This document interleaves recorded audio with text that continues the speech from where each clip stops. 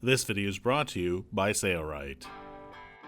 This video will show you how to install a carpet-style hull liner in a quarter berth on a sailboat. Let's get started and show you how it's done.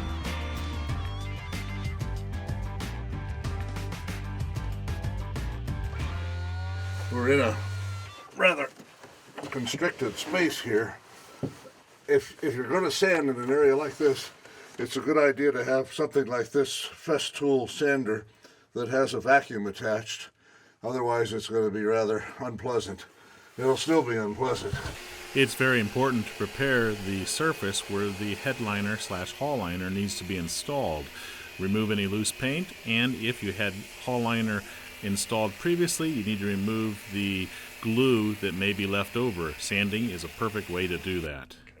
3M general purpose adhesive cleaner is great not just for getting off overspray when you use the adhesive, but to prepare a surface. This will take any oil and wax away from the surface, so it'll make everything stick there. Use a rag and go over the entire surface with this product.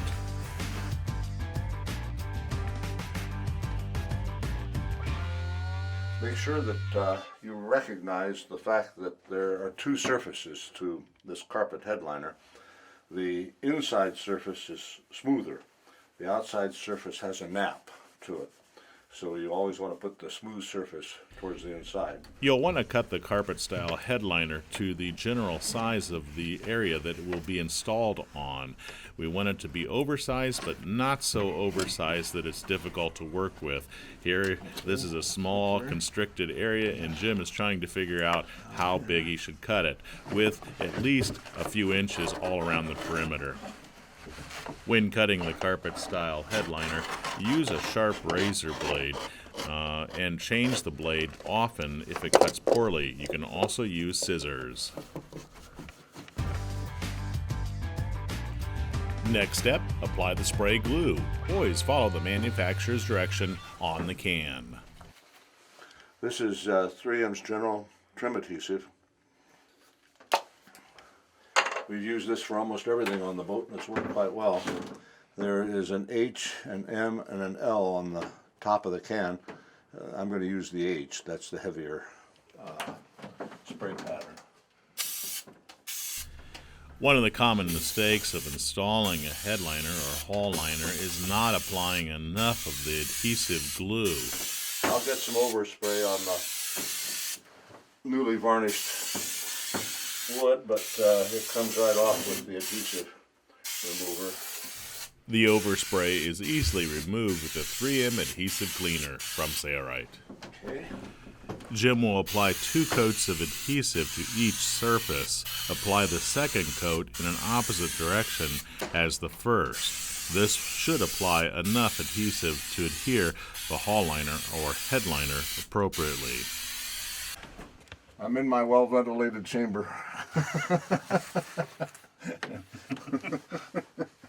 It may be funny, but it's no joke. You really should wear a respirator, especially in a tightly confined area like this. As mentioned earlier, you will apply 2 coats to this surface as well, coating one in the opposite direction for the second coat.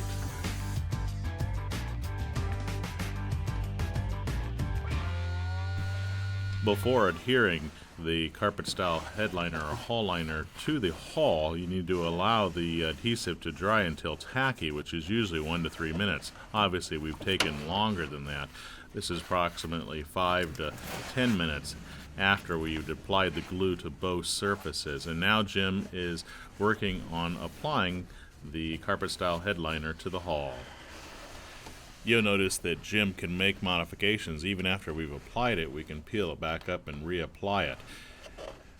Do not want to go longer than 10 to 15 minutes after you've sprayed the glue. So if you need a second helper that will spray the surface as you're spraying the carpet style headliner, that may be a good idea.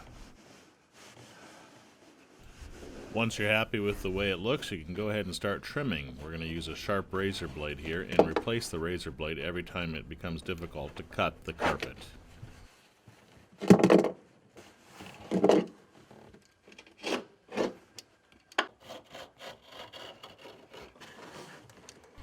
If you have to peel the carpet headliner back, you can reapply the adhesive to any areas that no longer stick because of taking too long to apply it or having to peel it up and use scissors instead of a knife. Here's a corner that Jim peeled back. I'm not sure exactly why he peeled it back, but here you can see he's using that 3M General Trim adhesive and reapplying it to both the surface and also the hall liner carpet. He adjusted the nozzle to a light spraying. Now he's going to switch it to medium.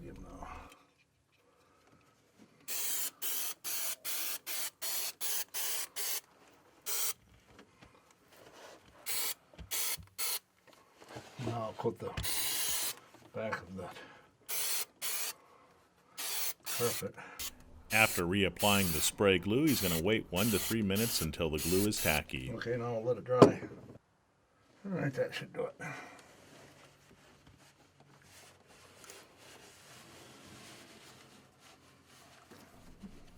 This headliner takes a 90-degree turn at the rear portion. We made it all out of a single piece of fabric, but because there's shape at that 90-degree turn, we had to cut a slit approximately a foot down from that so that it would overlap each other slightly. Jim's reapplying the glue because he had to peel it up after he determined that he needed to make a slit. And now he's basting the back portion at that 90-degree turn, and then he'll baste the side portion over the top of it. So the side of the headliner will overlay the back portion by approximately a ½ inch, just so that it takes up that shape. And here's what it looks like when it's complete. Later on, we'll be handling the ceiling of this quarter berth, or sometimes referred to as the head. We'll be showing that in a different video. Now here's the material list of exactly the things that we use to install this carpet, headliner, or hall liner. For more free videos like this, check out the Sarat website or subscribe to the Sarat YouTube channel today. It's your loyal patronage to Sarat that makes these free videos possible. Thanks for your support.